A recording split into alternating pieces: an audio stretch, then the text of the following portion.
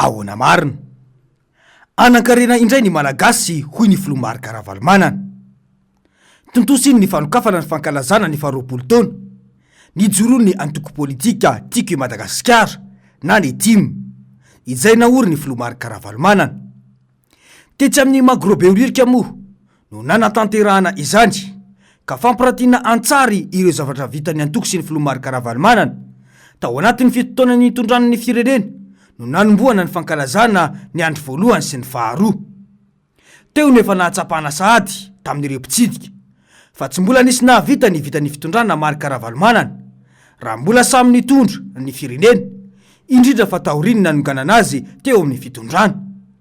Manomboka miverina ao an-tsain'ny malagasy ankehitriny fa kay ilay naongana teo amin'ny fitondrana no naisy nahavita be indrindra fa nandetika ny firenena sy nampahantra ary mitroka arem-pirenena fotsiny no ataon'ilay mpanongana hatramin'izao. Vokany lentika ny firenena 12 taona aty aoriana. Ny fiainam-bahoaka tsy zarizary, potika ny fiarim-bahoaka, simba sy bankiropitra avokoa ny orinasam-panjakana toy ny JIRAMA, ny ERMAD ary ny maro hafa. Ny volamena very sy mivadika vio azy ao amin'ny ministera misahana izany, manjaka ny tsy fandriam-pahalemana sy ny kidnapping. Hoy mantsy ny filohan'ny antoko TIM teo aloha no sady mpanaraka ny toetra raha taoriny ny fanongana-panjakana iny hoe nahoana reo sy tafitoana rehefa mahita ny kolikoly manjaka eto amin'ity firenena ity. Nahoana reo sy tafitoana raha mahita ny alatra sy ny gabraraka fandefasana ny arem-pirenena indrindra volamena eto amin'ity firenena ity. Nahoana reo sy tafitoana raha afaka baka ny zanatsika ny tatsaha kanefa tsy mahita fianarana mambony satria tsy manambola anoizana fianarana. Zany rehetra zany tokony hatafitoana. Marina mihitsy izay voalazana izay. Olona tsy tia tanindrazana izay mbola samy laza fa manan-karena sy mandroso i Madagasikara ankehitriny manoloana ny fahantram-bahoaka sy ny kolikoly avolenta ataon'ireo mpitondra tarihiny rajoelona ireto. Mpitondra mpambotry vahoaka sy mpamotika firenena no mitondra ankehitriny. 20 taona ny TIM amin'izao, 13 taona tsy teo amin'ny fitondrana. Firenena farany maloto maneran-tany i Madagasikara sy ny renivohitra. Firenena fahadimy amin'ny mahantra indrindra i Madagasikara. Fa izany ve ny fampanantenana natao tamin'ny vahoaka ry Andriamatoa-mpanonga-panjakana no sady filoham-pirenena ankehitriny. Mino sy voniny ary tena hijoro anavitra ny firenena akafahefana. Io no baiko pitolomana nomeny ny Filomarika Ravalomanana ho an'ny mpikatroka TIM sy ny vahoaka nandrindra ny fanomboana ny fankalazana ny faharoapolo taona ho an'ny antoko TIM tetsy amin'ny magro ny sabotsy faharoa ny volana jolay lasa teo.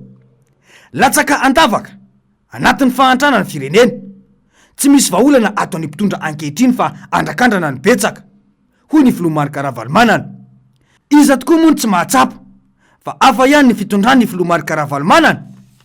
Tonga miaraka ny fanomboany fa iasa iaraka satria tena mijaly mangirifiry ny vahoaka malagasy ka ilaina vonjena ireo hoy izy. Izay nanefa ampandeferina ny tsy fitovizana. Izy tokoa ny filoham-pirenena nahavitana mafy nitrosan'ny Madagasikara hatramin'izay. Izany hoe mazava ny fampitokisana eo aminy sy ireo mpamatsy vola. Na izany aza dia miankina amin'ny fahaizana mifandray na ny relation ihany koa no mahatonga izany. Hoy mantsy izy hoe zao mahazo atsika amin'izao fotoana zao andrakandrana mbetsaka no tena izy dia rehefa sahina mila malala, mila mahay, mila mavita ka zay traikefa zay 20 taona hitsakanantsika tiako Madagasikara zay fa ny traikefa nanana nandalo karazana zavatra maro tena zava-dehibe zay.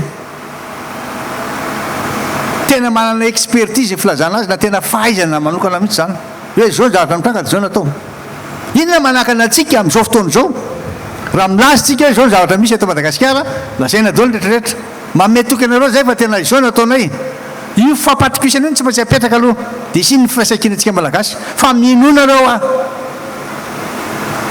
asahina reo mijoroana reo fa vitatsika no manarina ty firenena ty anaty fotoana foy vahaolana ameko anareo. Mazava izany. Izany no atao hoe fitondrana mahay. Fa tsy izay fa matsimbola rehetra azo ity dia ilazana sy reariana fa atokisany mpamatsy vola kanefa trosa mbola averiny miaraka amin'ny zanabola tahaka ny ataony rajoila izao io. Hita tanteraka ny firaisan-kina ny samy mpanao politika sy ny antoko politika nandritra iny fankalazana iny. Mazava ny tanjona ankehitriny iaraka iohitra anavitra ny firenena. Hoy mantsy ny antoko ASVM hoe ezahany mpitondra amin'izao fotoana izao ny ilaza isan'andro isan'andro fa ny teo aloha io ianao zao nioko tsy ataonao zay ataonao.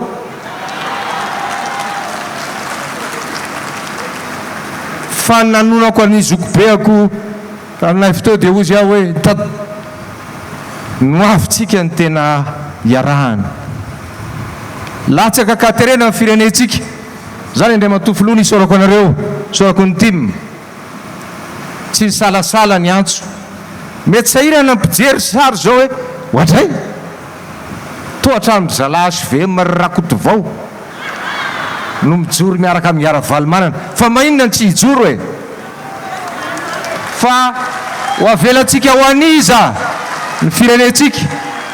mazava izany mila fanarinana faran'izay aingana ny firenena ary voapirofo fa olona tena mahay sy efa manana traikefa no mila mitondra any Madagasikara satria lavaka be sy antsana mangitsokitsoka izao apetraky ny mpitondra andimby azy eo amin'io fitondrana io. Raha tsy resaka fotsiny ny fanarinana ny fiainam-bahoaka sy ireo orinasa-panjakana maro izay potika tanteraka amin'izao fotoana izao. Hoy hatrany mantsy ny fanazavana hoe raha hitsabo firenena fa maty sy agnatin'ny fahoriana ohatra ny olo dobo agnaty ranomasina tsy olo mianatra milomagno ny asay mitondra zay ny président mandray magnavotro le olo fa olo mahay milomagno tsara ary fa zadra raha matoky anao zahay olo fa zatra mitondra manana hay zatra sy hay fanao zay no mitondra sy firenena tory zay tsy mampisalasala ny tiako Madagasikara mihaiky ambo matoky valeranao fa anao mahomby raha ty indesy raha ty baba miandrandranao ny firenena jiaby zay jiaby ambany vohitra. mazava izany efa hita ny asan'ny filomarika Ravalomanana teo amin'ny fitondrana samy nahazo tombony avokoa ny sehatra rehetra. Raha veriny dia 12 taona isaky ny hektara ny vokabary tamin'ny fitondrany filomarika Ravalomanana kanefa ankehitriny ny tantsatsy misy mpijery potika tanteraka fa fanafarambaro no atao isaky ny mietsika ny vary lazainy fa 2 taona vao miakatra kanefa ny akamaroan'ny mponina eto Madagasikara tantsaha avokoa. Ny tsy fanaovana ambanin-javatra ireo tantsaha ireo no isan'ny nampiavaka ny fitondrany filomarika Ravalomanana ka nahatonga ny vahoaka malagasy ovoky sy ampisakafo tamin'ireny fotoana ireny.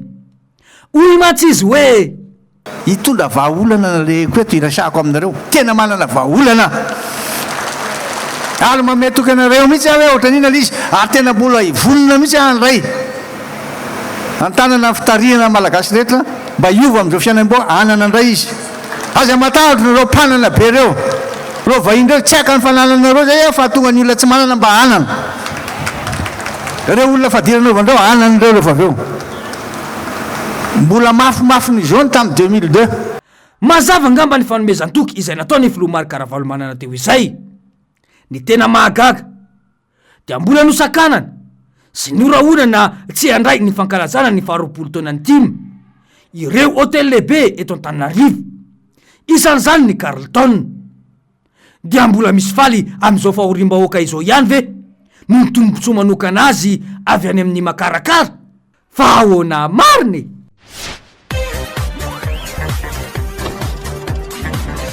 Ahoana mariny